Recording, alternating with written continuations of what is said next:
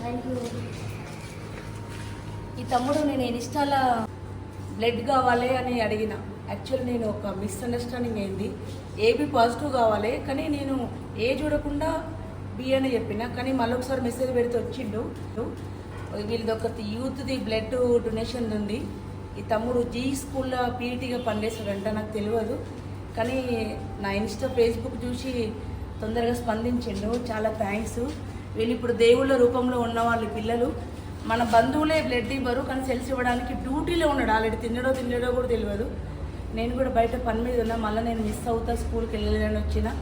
ఇట్లాంటి వాళ్ళకు దేవుడు ఎక్కువ ఆయుష్ని ఇవ్వాలి, హెల్త్ కూడా ఇవ్వాలని కోరుకుంటున్నా. వీళ్ళని చూసి మనం ఇన్స్పైర్ కూడా అవ్వాలి. ఎందుకంటే మన సొంత వాళ్ళే మన కోసం ఏం చేయరు, కానీ ఇట్లాంటి వాళ్ళు చేస్తారు పిల్లలు. నా ఇన్స్టా వల్ల ఇవాళ ఒక రోజు ఒక మంచి పని జరుగుతుంది. చాలా జరిగినాయి, కానీ ఈ రోజుకైతే హ్యాపీ.